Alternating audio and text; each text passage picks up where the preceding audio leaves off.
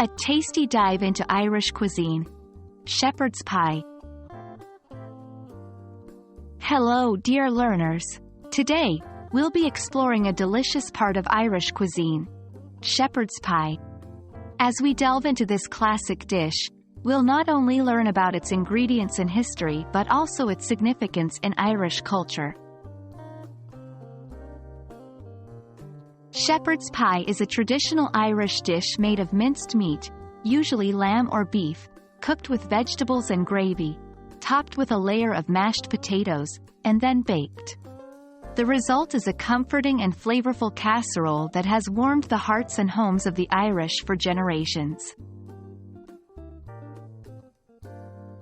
The name, shepherd's pie, originated because shepherds are known for taking care of sheep.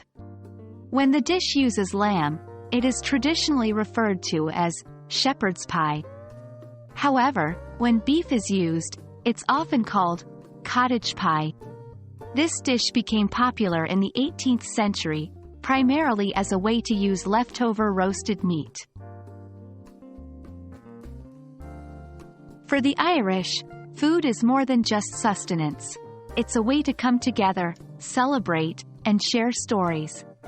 Shepherd's pie embodies this sentiment. It's a dish often served on cold winter nights, during family gatherings, or even at pubs. Its rich flavors and hearty ingredients make it a beloved meal, representing comfort, community, and the warmth of home. Let's talk about what goes into a shepherd's pie. Meat. Lamb or beef is minced or finely chopped. Vegetables. Commonly used veggies include carrots, peas, and onions. Gravy adds flavor and moisture to the meat mixture. Mashed potatoes, creamy and fluffy, they make the perfect topping.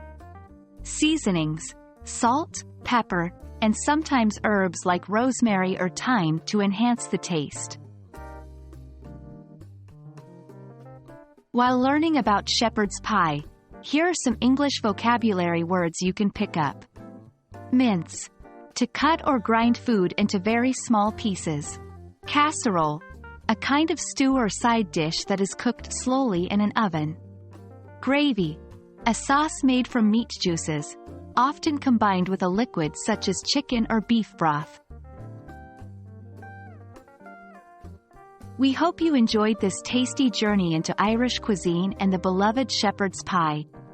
Not only did we dive into the dish itself, but we also uncovered its history, cultural significance, and some English vocabulary along the way. Next time you're in an Irish pub or restaurant, or even cooking at home, remember the rich traditions behind this comforting dish. Happy learning and bon appétit!